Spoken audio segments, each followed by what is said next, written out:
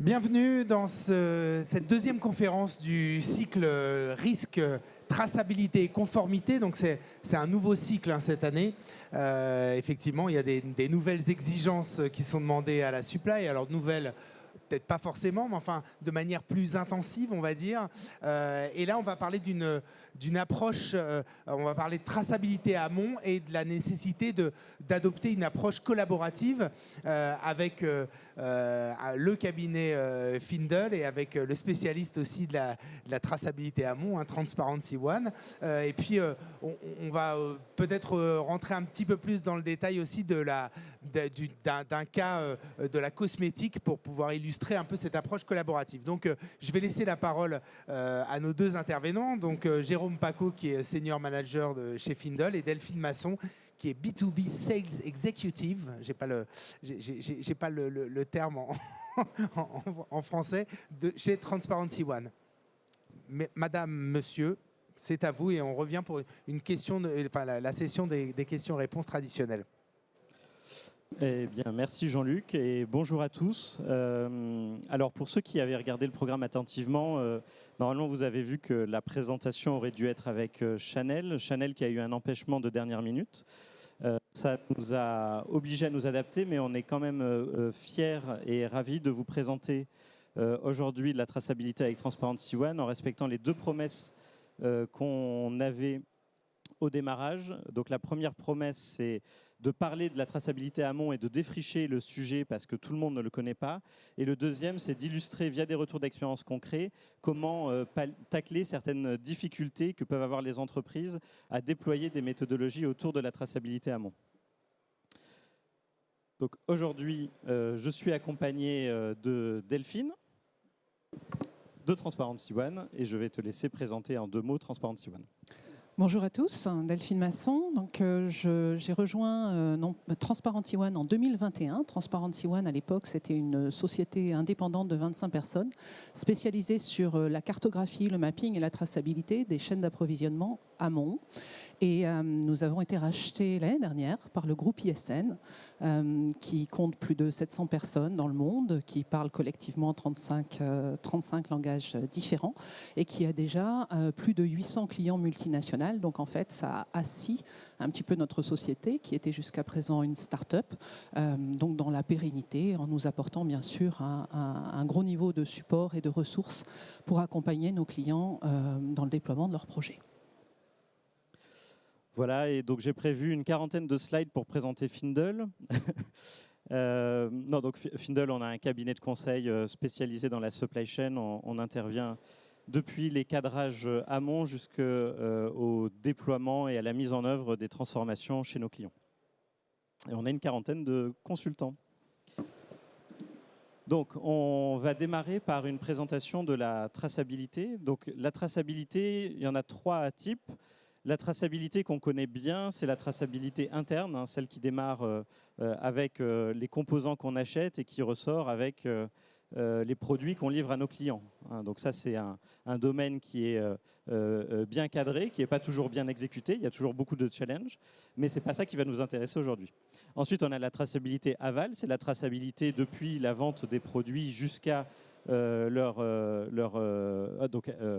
l'entreprise jusqu'à leur utilisation par le client final, voire même toute la chaîne après, dans des démarches de circularité par exemple. Et donc ça, c'est un domaine très intéressant, mais ce n'est pas non plus celui qu'on va regarder aujourd'hui. On va se concentrer sur la traçabilité amont. La traçabilité amont, ça va de l'amont agricole, minier, sylvicole, jusqu'à la réception des produits dans l'entreprise. Et donc c'est un domaine qui est assez intéressant, voire très intéressant, parce que en fait, cette traçabilité amont, c'est quelque chose qui est pour l'instant relativement peu défriché dans les entreprises et qui pousse énormément, notamment, on va le voir, à cause ou grâce à des enjeux réglementaires, des pressions de consommateurs, etc., etc. Et c'est quelque chose qui est très intéressant parce que finalement, une partie non négligeable des risques qui reposent sur les entreprises sont sur cette partie entre l'amont agricole et les produits qui sont reçus. Donc, on a présenté aussi, on a 2 types de traçabilité amont. On peut faire une traçabilité ascendante qui part des composants qu'on réceptionne jusqu'à l'amont agricole, ou on peut faire une traçabilité descendante où on va explorer le flux dans l'autre sens. Au niveau du contexte, pourquoi est-ce que la traçabilité amont pousse autant dans les entreprises? En fait, on a 3 éléments de contexte qui viennent s'appliquer. Le premier et probablement le plus fort, c'est l'augmentation des réglementations. On fera un focus spécifique après, sans faire un cours magistral sur les réglementations parce qu'on n'a pas non plus envie que vous partiez en plein milieu. Le deuxième, c'est une partie sur les exigences croissantes des consommateurs. On a de plus en plus de consommateurs qui ont une exigence sur d'où vient mon produit. On ne veut pas seulement savoir d'où vient la dernière usine de fabrication, mais on veut savoir dans quel pays vient le coton du t-shirt que j'achète, voire dans quel champ est-ce qu'il a été produit. Exemple du textile, mais c'est des exemples qui sont vrais dans d'autres industries. Et puis enfin, on a une pression concurrentielle. De plus en plus d'entreprises font des claims clients présentant de la transparence qui repose du coup sur de la traçabilité amont. Et au bout d'un moment, les entreprises vont être obligées de bouger pour être capables au moins de s'aligner avec ce que les concurrents font. Et donc ça crée 3 enjeux. Le premier enjeu, c'est la connaissance de cette chaîne de valeur. Connaissance qui n'est pas simple parce qu'on connaît bien son rang 1, mais on a du mal à connaître son rang 2, son rang 3, etc. etc. Surtout pour remonter dans l'ultra amont, où là, les chaînes sont très peu digitalisées. L'éleveur de chèvres a probablement pas de RP, et donc c'est assez compliqué de récupérer en automatique des informations qui permettent de suivre de la traçabilité à ce niveau-là. Le deuxième, c'est la maîtrise de la supply chain amont. Donc la maîtrise de la supply chain amont, une fois que je l'ai cartographiée, évidemment, je vais vouloir activer des leviers. Donc ça peut être des leviers de maîtrise de risque pour identifier des risques qui peuvent se passer dans la chaîne amont. Par exemple, si j'ai une guerre dans un pays européen, si je n'ai pas cartographié, je ne vais pas pouvoir savoir identifier quels sont l'ensemble de mes chaînes de valeur qui sont impactées par ces éléments-là. Ensuite, au-delà de la maîtrise des risques, je vais avoir aussi la gestion de la qualité. Je vais avoir des éléments autour de l'amélioration de la performance de l'entreprise. Et puis enfin, un troisième enjeu qui est l'utilisation de ces éléments-là récupérés pour développer l'image de marque. Et donc ça, c'est des éléments qu'on peut utiliser en B2B logiquement en précisant aux consommateurs d'où viennent les produits, en créant une histoire autour de ces produits, mais ça pourrait potentiellement être utilisé aussi en B2B. Puisque une entreprise avec une traçabilité développée pourrait proposer à ses clients une transparence sur la chaîne de traçabilité, ces clients qui eux-mêmes sont intéressés, donc potentiellement c'est valorisable.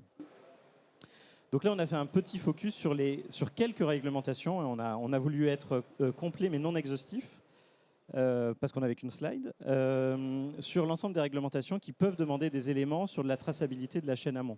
Donc, pour en illustrer quelques-uns qui sont représentatifs sans rentrer dans le détail de tous, on a par exemple l'UFLPA. L'UFLPA, c'est une réglementation américaine qui permet de s'assurer qu'on n'a pas de produits issus de l'exploitation des Ouïghours en Chine à l'intérieur. Et donc, du coup, il y a tout un tas de certificats et de preuves à délivrer pour prouver qu'on n'a pas de produits ouïghours et donc qu'on a le droit de vendre sur le sol américain. On a aussi des réglementations qui concernent toutes les entreprises en ce moment, comme la CSRD, où on a des obligations de reporting extra-financier qui demandent là aussi des éléments autour de la traçabilité. Donc on le comprend, on a un intérêt conséquent à développer des démarches de traçabilité. En revanche, le comment n'est pas forcément simple, puisqu'on a tout un tas d'outils. Donc on attaque par l'outil justement pour montrer les différentes possibilités qu'il y a, mais évidemment la bonne pratique c'est d'abord définir le besoin, ce qu'on veut faire, le bon niveau de risque, le bon niveau de granularité, etc., etc. Mais dans les outils, on a des outils spécialisés sur la traçabilité, comme Transparency One. On a aussi d'autres outils qui sont déjà présents dans les entreprises qui portent des éléments de traçabilité ou de connaissance de la chaîne amont, comme les ERP ou les PLM sur la gestion du cycle de vie produit. Et on a aussi tout un tas d'outils en dehors des outils informatiques qui sont des outils autour soit de la connaissance de la chaîne, soit de sa maîtrise, soit de la preuve que les éléments qui ont été déclarés par les fournisseurs en amont sont vrais. Donc là, on va retrouver les audits, on va retrouver les certifications, on peut retrouver les tests d'origine, qui peuvent être des tests physico-chimiques d'ADN qui permettent de prouver que oui, tu m'as dit que le coton venait d'Inde et je sais qu'au niveau de son ADN, il vient bien d'Inde. des éléments de mass balance, donc d'équilibrage de matière pour vérifier que sur une chaîne que j'identifie, tout ce qui rentre sort bien, pour éviter, par exemple, c'est quelque chose qui est assez connu, mais on a beaucoup plus de coton bio qui sort d'Inde que de coton bio qui est produit en Inde. Donc il y a bien un moment où il y a un problème d'équilibrage à ce niveau-là.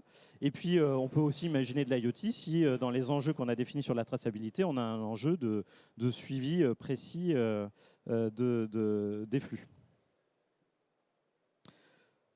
Et dernier élément qui est important et qui va permettre de faire une transition après avec la présentation de Transparency One, ce sont tous les éléments autour des défis et des difficultés que peuvent rencontrer les entreprises lorsqu'elles déploient des démarches de traçabilité. Donc là, ce sont des retours d'expérience concrets de projets de traçabilité qu'on a menés. Donc le premier, j'en ai parlé un tout petit peu, mais c'est de bien définir l'ambition et ce qu'on veut faire pour bien être capable de définir le bon niveau de granularité. Vouloir tracer l'ensemble des flux sur 100% des produits jusqu'à l'amont agricole en ayant une traçabilité au lot, effectivement, ça fait rêver sur le papier. C'est relativement irréaliste pour l'instant vu les niveaux de maturité. Et donc, en fait, il faut bien réussir à doser cette ambition pour pouvoir doser ce qu'on va en faire derrière. Ensuite, on a un sujet autour de la structuration de la donnée dans le paysage applicatif de l'entreprise. On a énormément de systèmes qui portent des données relatives à la traçabilité ou aux fournisseurs. Et c'est des données qui, pour l'instant, ou en tout cas dans beaucoup d'entreprises, sont mal organisées, ce qui fait qu'on a du mal à coordonner les données de l'ultra-amont avec les données fournisseurs pour pouvoir les exploiter. Et donc, il y a tout un sujet autour de cette structuration de données qui est un sujet à la fois IT, mais aussi métier, puisqu'on repose la question de comment est-ce qu'on récupère cette donnée fournisseur. Ensuite, il y a un sujet de gouvernance. La traçabilité, c'est un sujet qui, pour l'instant, est nouveau dans les entreprises, qui est en lien entre la supply chain, les achats, la qualité, le réglementaire, l'IT. Et donc, tous ces gens-là doivent créer une gouvernance pour être capable de se parler et de prendre de bonnes décisions, puisque pour l'instant, personne n'a le pouvoir ou la responsabilité de, par exemple, sortir un fournisseur de rang 2 ou de rang 3 de la chaîne de valeur si on identifie qu'il y a un problème. Et ensuite, évidemment, il faut dégager des ressources appropriées puisque la traçabilité, les sujets de traçabilité sont des sujets qui peuvent être gourmands en ressources et ceux qui travaillent sur la SASRD le voient bien en ce moment.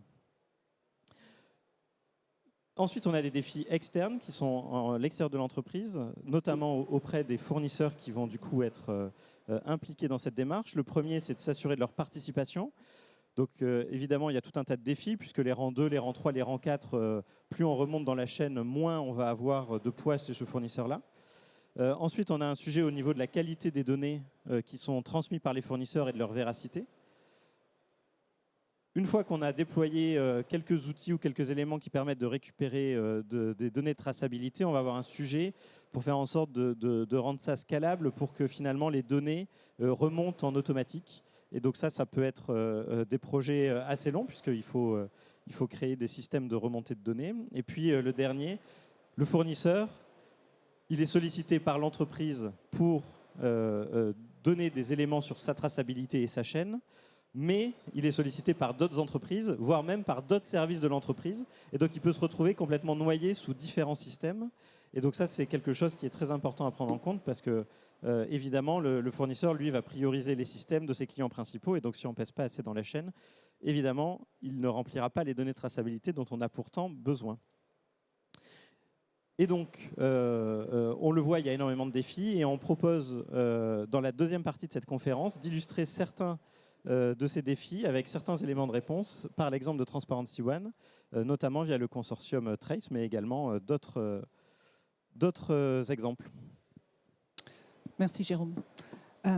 Alors, je vais vous présenter un petit peu brièvement Transparency One pour comprendre un petit peu comment on fonctionne et quelle est la philosophie de la solution, parce que le thème en fait de cette conférence, c'est tout de même la collaboration. Donc, Transparency One est une plateforme de traçabilité amont ascendante par rapport à ce qui a été présenté. C'est-à-dire qu'on va partir d'un donneur d'ordre, un industriel, qui sait ce qu'il achète. Il connaît ses rangs 1, comme tout le monde. Et comme beaucoup d'entreprises, il connaît très très mal les fournisseurs de ses fournisseurs et en fait, qui sont les acteurs de ces chaînes de valeur.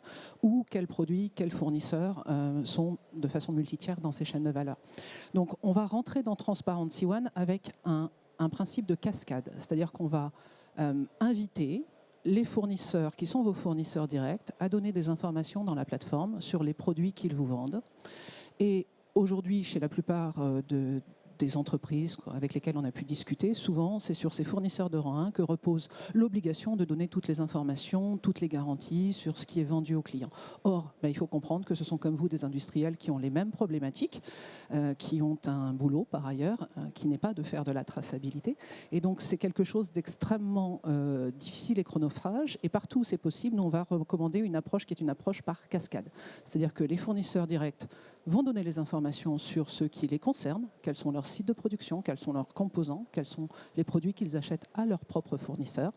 Et on va inviter le fournisseur du rang supérieur à venir également dans la plateforme. Donc c'est vraiment une approche en cascade qui permet d'identifier tous les rangs de la chaîne d'approvisionnement et de remonter jusqu'à l'origine des matières premières. C'est important de notre point de vue d'identifier tous les rangs de la chaîne d'approvisionnement pour répondre à un certain nombre de risques qui sont présents dans vos chaînes d'approvisionnement. Avoir l'origine d'une matière première, c'est très bien. Si au milieu de votre chaîne d'approvisionnement, vous avez un trader dont les entrepôts sont à Valence en Espagne, c'est une information qu'il fallait avoir ces derniers jours.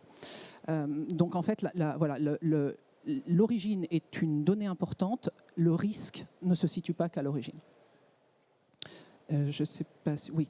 Alors, on a vu ensemble que le premier facteur clé en fait, de succès d'un projet de traçabilité, j'aimerais vous dire que c'est la pertinence de l'outil technologique, mais ce n'est pas le cas. Le premier facteur clé de succès, c'est la participation de vos fournisseurs et la participation de leurs fournisseurs. C'est-à-dire que sans eux, vous n'aurez pas l'information dont vous avez besoin pour prendre des décisions business, pour améliorer vos chaînes d'approvisionnement, pour identifier vos risques.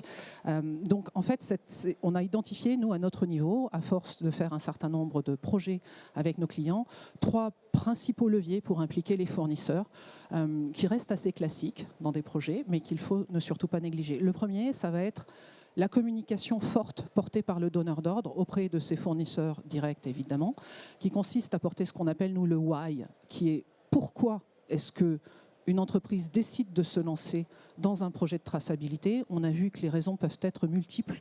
Ça peut être de répondre à une réglementation très spécifique, ça peut être de se prémunir contre un risque, ça peut être de calculer un impact, ça peut être en fait en fonction des motivations de l'entreprise, le niveau d'effort qu'on va demander à un fournisseur peut varier.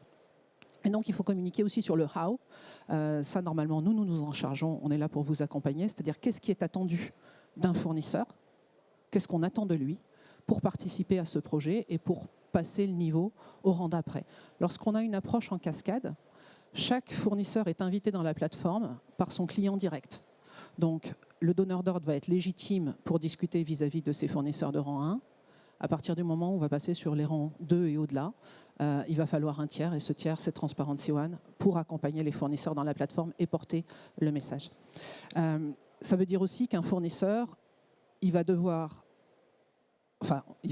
on espère qu'il va trouver des bénéfices pour lui-même à rentrer dans un processus de traçabilité et pas uniquement qu'il est là pour donner des informations aux clients qui lui demandent. Pourquoi est-ce que cette notion de donner des informations aux clients qui lui demandent, on trouve que c'est insuffisant? On trouve que c'est insuffisant parce qu'en fait, c'est ce que disait Jérôme tout à l'heure, un fournisseur va avoir une multitude de clients. Tout le monde va lui demander à peu près la même information de la même manière. Et si à chaque fois il doit refaire le travail, c'est quelque chose qui devient assez pénible et problématique. La solution Transparency One, qu'est-ce qui nous différencie d'autres solutions du marché et pourquoi est-ce qu'on pense qu'on a une approche précisément beaucoup plus collaborative? La première chose, c'est que c'est une solution SaaS qui est architecturalement bâtie comme un réseau. C'est-à-dire que chaque entreprise qui rentre dans la plateforme a la même interface utilisateur. voit les mêmes types de dashboard sur le périmètre qui lui est propre. Et elle est la maîtresse de ces données. C'est-à-dire qu'un fournisseur qui rentre dans la plateforme garde la pleine propriété des données qu'il décide de partager avec son client A, son client B, son client C, selon des critères qui lui sont propres. Cette plateforme permet aussi d'importer et d'exporter des données au niveau du client, au niveau du fournisseur, ce qui permet à ceux qui ont une volumétrie croissante de s'absoudre d'une saisie manuelle, mais d'uploader éventuellement des informations qui viennent d'un PLM, d'un Bill of Materials, de choses comme ça.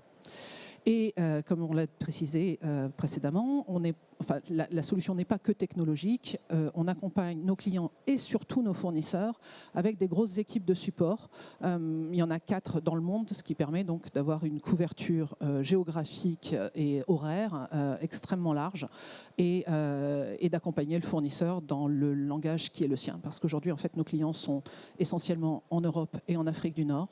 Mais dès le démarrage de la solution, on s'est retrouvé tout de suite avec des fournisseurs utilisateurs en Asie, en Afrique, en Amérique du Sud, etc. Donc on pense que ces éléments permettent d'apporter une valeur au fournisseur pour lui-même et de favoriser en fait le passage à l'échelle des projets de traçabilité. Le fait que le fournisseur puisse s'appuyer sur une équipe, le fait que le fournisseur ait la visibilité sur ses propres chaînes d'approvisionnement qu'il découvre dans la plateforme, comme un client découvrirait les siennes, ça le conforte dans l'utilisation de la plateforme. Et on va voir avec l'exemple qui va suivre que en fait, du coup, plus il utilise la plateforme, plus il y trouve de bénéfices pour lui-même. Ça, c'est juste un visuel pour vous montrer à quoi ressemble une chaîne d'approvisionnement, la restitution graphique dans la plateforme. Et c'est visible pour le client, mais c'est visible aussi pour le fournisseur à partir de son produit à lui. Donc il a les mêmes fonctionnalités accessibles qu'un client. Donc ça lui permet aussi à lui de découvrir et de maîtriser sa chaîne d'approvisionnement. Voilà, notre grosse référence sur l'année 2023, c'est le lancement du consortium TRACE pour Traceability Alliance for Sustainable Cosmetics. Donc TRACE, c'est quoi? C'est une quinzaine d'industriels de la cosmétique, que ce soit des marques ou des fournisseurs, qui se sont alliés autour d'un consortium en 2023 avec comme ambition l'idée de tracer ensemble leur chaîne d'approvisionnement pour identifier des risques communs, mettre en place des actions de remédiation et pour en fait faire évoluer leur chaîne d'approvisionnement vers des pratiques plus responsables. Donc en fait, c'est né du constat que tous ces acteurs avaient peu ou prou les mêmes préoccupations et ils avaient peu ou prou les mêmes problématiques et ils se sont réunis donc en choisissant un outil unique qui se trouve être Transparency One, précisément parce que la structure de la solution et son niveau d'accompagnement permettent de soutenir ce genre d'ambition. Ils ont été rejoints déjà en 2024 par 3 nouveaux membres qui sont Expansiance, le groupe Rocher et Naos, et ont aujourd'hui focalisé donc leur traçabilité en priorité sur un certain nombre de commodités de filières qu'ils ont identifiées comme étant les filières prioritaires, ce qui fait que c'est un projet partagé qui, dans le respect des règles de confidentialité élémentaires, ce qui fait que bien sûr quand on est un membre A, on ne voit pas les données du membre B, même si on partage certains fournisseurs, ça permet de demander la même chose aux fournisseurs dans le même timing, de la même façon. Et ça permet aux fournisseurs finalement de découvrir sa chaîne d'approvisionnement dans Transparency One, non pas sur un ou une poignée de produits, mais sur tous les produits qu'ils vendent à l'ensemble des clients qui le leur demandent. Donc à améliorer la valeur aussi de leur côté. Les objectifs de Trace, ce n'est pas de tracer pour tracer, parce que personne en fait n'a cet objectif de traçabilité simplement pour le plaisir de la traçabilité. C'est véritablement derrière d'analyser les risques et d'y remédier. Et donc d'être en anticipation de l'amélioration en fait, des chaînes d'approvisionnement sur le secteur de la cosmétique tout entier. Parce que quand on est... Alors c'est l'un des membres fondateurs qui a l'habitude de dire ça. Quand on est tout seul, on va plus vite. Mais quand on est plusieurs, on va plus loin. Alors là, vous avez quelques visuels sur la communication presse à laquelle a donné lieu Trace.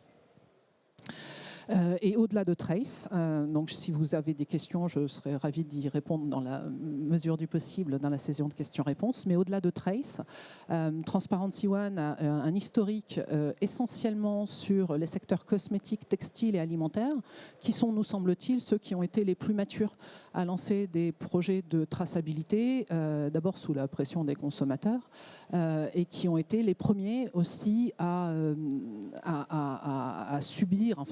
être ciblés par un certain nombre de réglementations, parmi lesquelles celle qu'a présentée Jérôme en début de réunion. Donc sur l'ensemble de ces approches, on propose toujours nous une solution unique. La plateforme ne change pas, encore une fois, que vous soyez client, que vous soyez fournisseur, c'est le même visuel, c'est le même outil, mais la façon dont on va la déployer dans un programme ou dans un autre dépend en fait des cas d'usage, c'est-à-dire de l'activité du client, de la façon dont il travaille avec ses fournisseurs, et aussi dans une certaine façon de la maturité des fournisseurs à poursuivre dans cette démarche. Donc la traçabilité, c'est pas tout noir ou tout blanc, c'est souvent un chemin qui commence de notre point de vue par la transparence. Et voilà, si vous avez des questions particulières, je serais ravie d'y répondre dans un deuxième temps. Et en conclusion, on comprend bien l'énergie et les efforts qu'il faut déployer pour développer des démarches de traçabilité. Déjà, c'est obligatoire, hein, puisqu'on a la réglementation qui pousse, mais c'est aussi une opportunité et on voulait finir par ça pour montrer les différents intérêts pour l'entreprise. Le premier avantage, c'est évidemment, si j'arrive à connaître ma chaîne amont, en fait, c'est la première étape dans la boucle de l'amélioration, dans une démarche sociale et environnementale. Qui est du coup hyper importante. Hein. Si je ne connais pas mon amont, je ne peux pas l'améliorer. Ensuite, les démarches de traçabilité permettent de tirer des améliorations de performance économique dans l'entreprise. Hein. Et donc ça aussi, ça à prendre en compte. On a, je pense que c'est un élément essentiel, mais des possibilités, via les démarches de traçabilité, d'améliorer sa gestion du risque et sa résilience. Hein. On a parlé de l'exemple, si on a une inondation à Valence, quels sont l'ensemble de mes chaînes impactées et comment est-ce que je vais pouvoir y réagir? Sur des rangs 2, 3, 4, c'est assez compliqué d'y répondre si je n'ai pas développé des démarches d'exploration de l'ultra-amont.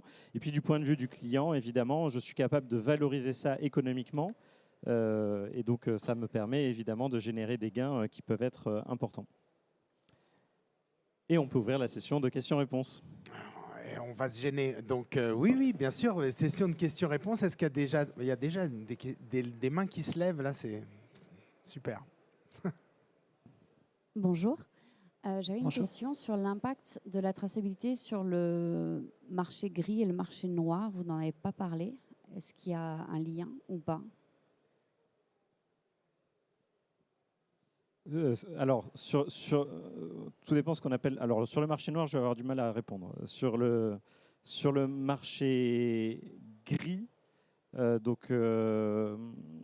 sur cette partie-là, de ce que j'imagine, ça peut avoir un impact parce qu'évidemment, si je fais des achats en spot ou sur des chaînes qui sont moyennement tracées, évidemment, je vais avoir des parties où je vais rompre mes éléments de traçabilité.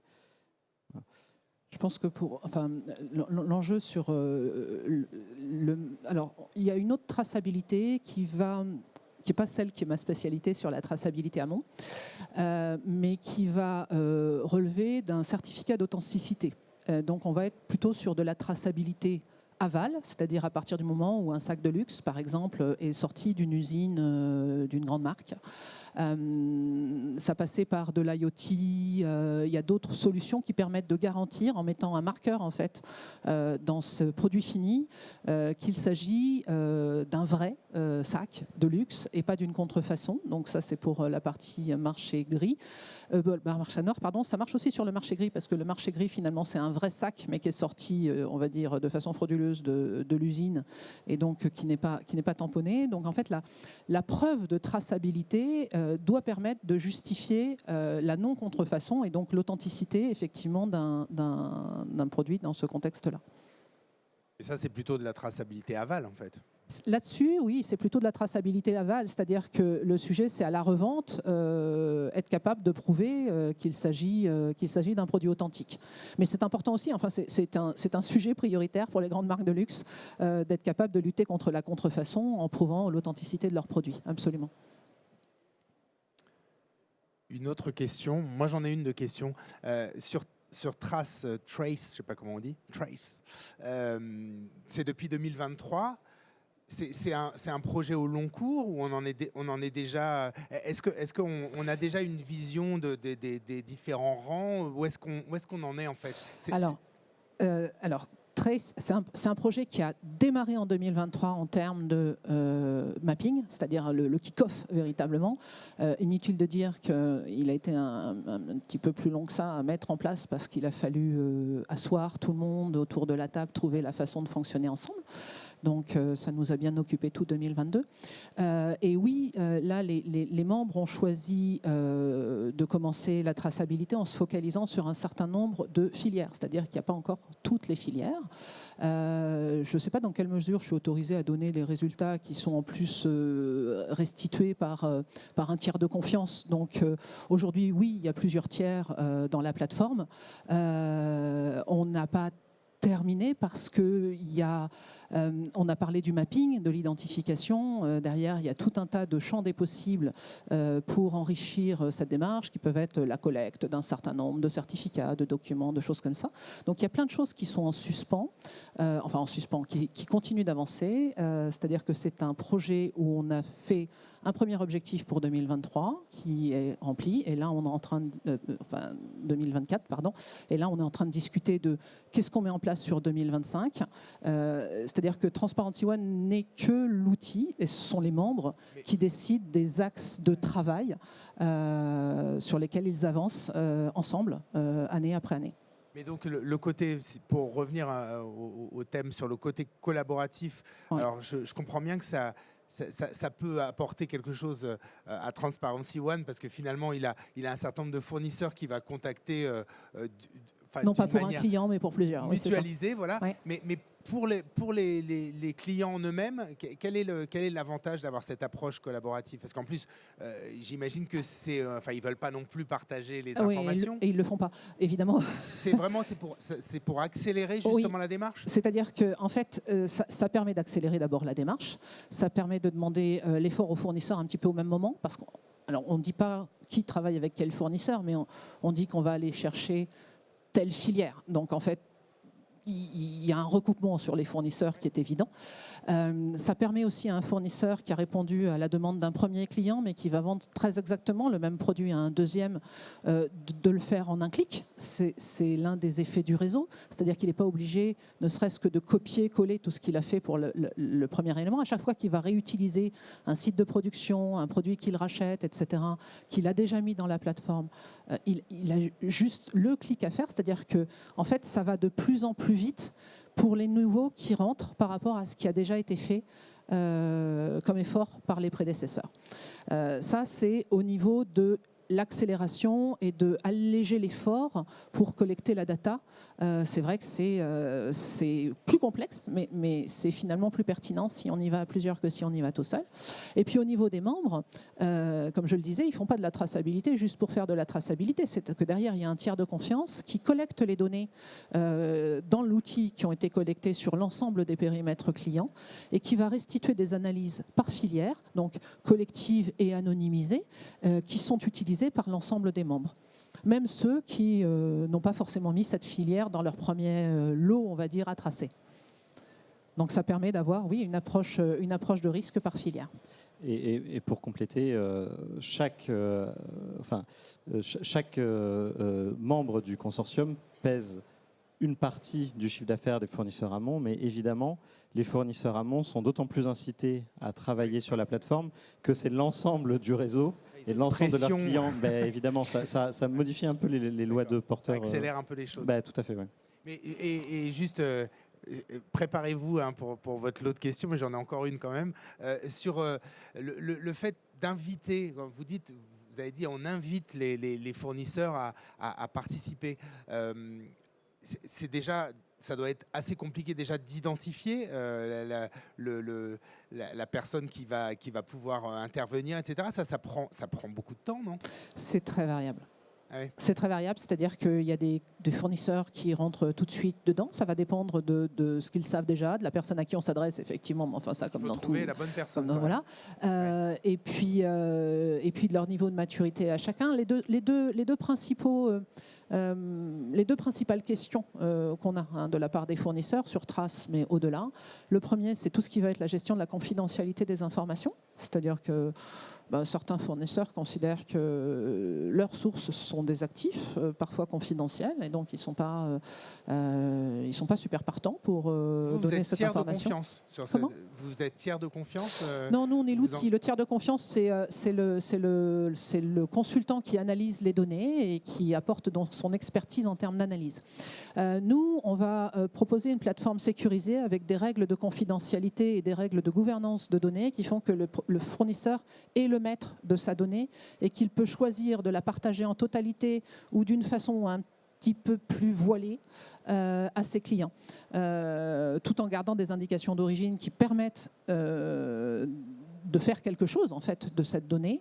Mais c'est pour ça que je disais que la traçabilité c'est un chemin, et donc on peut avoir des fournisseurs qui peuvent avoir besoin d'être convaincus pour partager cette information pleinement. Voilà. Mais le fait de leur laisser cette possibilité permet aussi de ne pas couper la chaîne. Et donc, vous pouvez vous retrouver à identifier que votre fournisseur de rang 2 est en Italie, même si vous ne savez pas son nom, parce que le fournisseur de rang 1 vous l'a caché.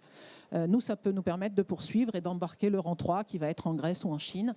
Et donc, ça reste une information qui est exploitable par le client, même s'il ne connaît pas la totalité de l'information, et que chaque fournisseur a la possibilité de cacher ça. Donc je disais, il y a deux grandes questions.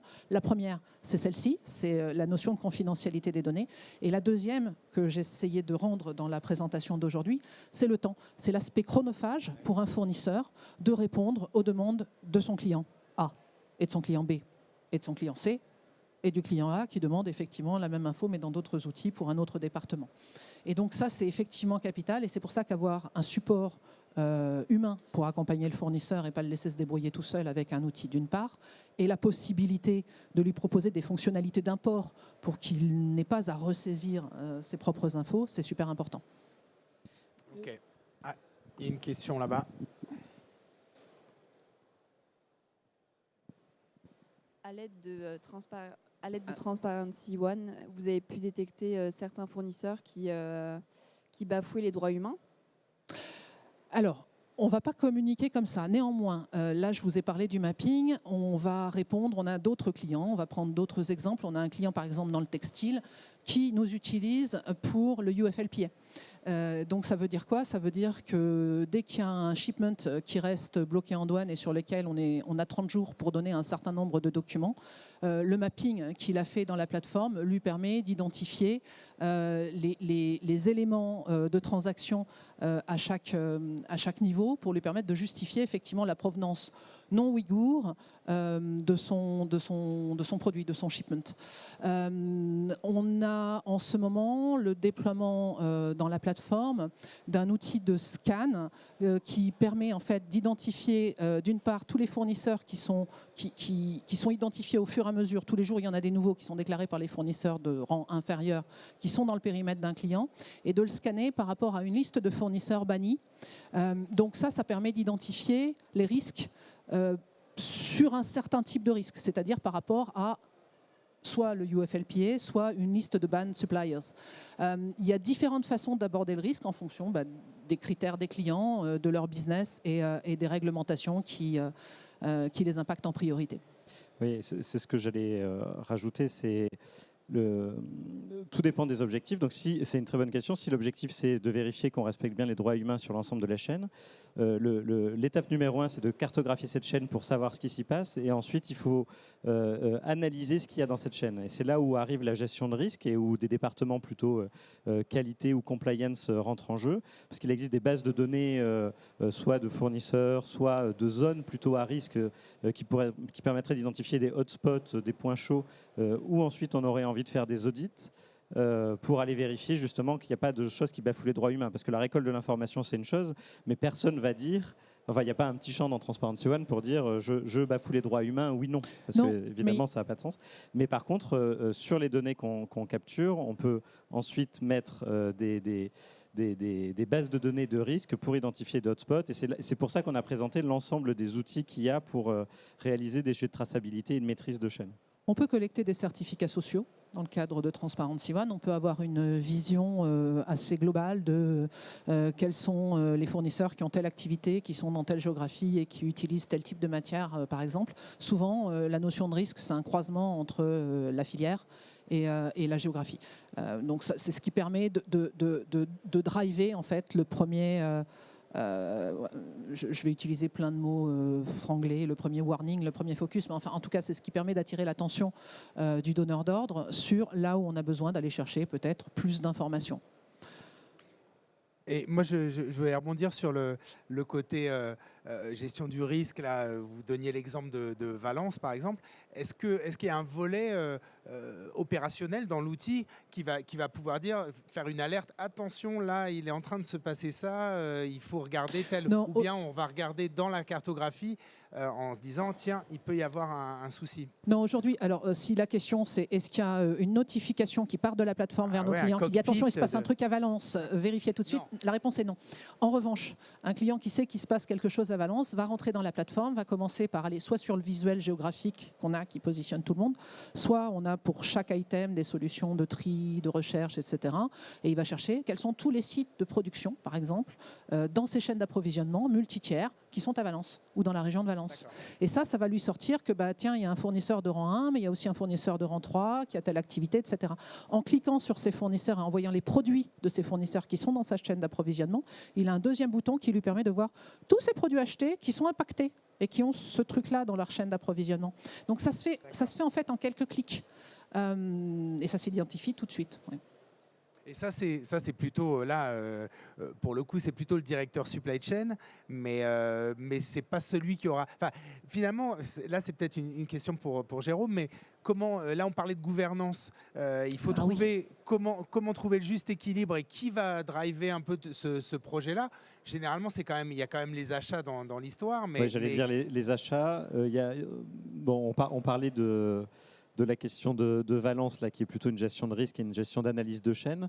Mais on pourrait aussi avoir la même question en termes de qualité. Et donc là, on aurait des départements d'assurance qualité qui pourraient aussi être impliqués. Et on a de plus en plus dans les entreprises des directions de traçabilité qui arrivent, qui permettent de synchroniser l'ensemble de ces directions différentes, parce qu'effectivement, être capable dans le cas de Valence, on est plutôt sur un mode cellule de crise, donc en cellule de crise, on arrive à trouver un peu d'énergie et de ressources, mais pour le faire en routine, pour pouvoir améliorer la chaîne, pour pouvoir identifier les endroits où les droits humains sont bafoués, et ça peut avoir des impacts énormes, parce que pour l'instant, les entreprises ne sont pas au courant, mais ça se trouve, il y a des parts non négligeables des chaînes qui sont à retravailler et assez rapidement, parce qu'à partir du moment où on a l'information, on ne peut plus se cacher derrière le fait qu'elle n'existe pas. Avec le CSRD. Tout à fait, c'est toute la partie vertueuse de ces réglementations. Il faut les achats. Mais donc tout le monde peut mettre son nez dans l'outil, ou bien on va dire il y a un chef qui va distribuer l'information? Du point de vue de Transparency One, on parle beaucoup à la sustainabilité, évidemment, qui peut être un donneur d'ordre et le principal sponsor. Mais si on n'a pas les achats, il nous manque une jambe pour marcher. On a besoin de parler aux fournisseurs. Les interlocuteurs des fournisseurs, ce sont les acheteurs. Donc, il peut y avoir l'IT, il peut y avoir l'audit, il peut y avoir la gestion du risque, la supply chain, les opérationnels, il peut y avoir évidemment la sustainabilité. Il faut qu'il y ait les achats. Ce n'est pas forcément les têtes de pont sur le sujet, mais il faut qu'ils soient à un moment ou à un autre impliqués dans le projet. On ne fait pas ce genre de projet sur des achats responsables sans parler aux acheteurs. Ça paraît logique. Ah, il y a encore une dernière question, puis après on va... Bonjour, j'ai une question sur la mise à jour des données. Comment vous garantissez la qualité des données dans le temps, sachant que vous avez un système qui est déclaratif et c'est une excellente question. C'est une excellente question et en fait ça fait partie du développement des projets avec chaque client. Je vais vous répondre sur deux exemples distincts. Le premier, c'est une grande entreprise de mode avec laquelle on travaille, qui a un fonctionnement qui est un fonctionnement par collection. Donc en fait, cette question est nulle et non avenue. On fait le mapping de la collection et puis en fait, le produit a une durée de vie qui est celle de la collection et donc voilà, c'est tout.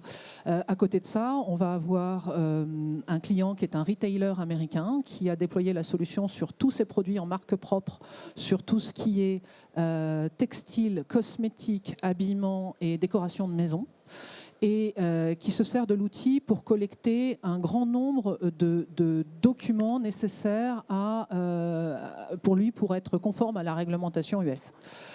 Donc ça va être des documents différents en fonction de la catégorie de produits des fournisseurs, et il lance en fait une campagne annuelle, c'est-à-dire qu'il a fait son mapping, c'est un client historique qui a commencé avec nous en 2018, il a fait son mapping et maintenant, tous les ans, il va lancer une campagne de refresh de données où il va recollecter les nouveaux certificats à jour, il va demander à ce que les fournisseurs s'assurent bien que ce qu'ils ont déclaré comme leurs sources sont toujours des sources valides ou qu'éventuellement ils les mettent à jour. Donc c'est avec une notion de refresh de données. Dans ce cas-là, c'est un refresh qui est un refresh annuel. On recommande d'en avoir au moins un annuel. Ça peut être biannuel. Ça dépend vraiment du niveau de quel type d'abord quel type de traçabilité on a mis en place et quel est le business et quels sont les enjeux du client. Donc là, on est sur un enjeu de réglementation. Quand on va aller faire sur certains sujets de la traçabilité plus fine, il peut y avoir un update de données qui est un update mensuel. Et c'est pour ça qu'on parlait de la nécessité de réfléchir à la scalabilité et à l'interfaçage pour les fournisseurs. Parce qu'effectivement, comme c'est déclaratif, ça a quand même un intérêt non négligeable de, par exemple, si le fournisseur a un PLM, de pouvoir s'interfacer au PLM pour avoir une mise à jour au moins régulière. Alors, ce qui est dans le PLM, ce n'est pas forcément vrai, mais il ne faut pas oublier que pour l'instant, on a 0 information sur cette chaîne amont. Donc, toute information est déjà quand même un progrès très significatif et c'est un sujet nouveau. Donc, naturellement, la maturité de l'ensemble des chaînes va monter au fur et à mesure que ce genre de méthode va se déployer aussi.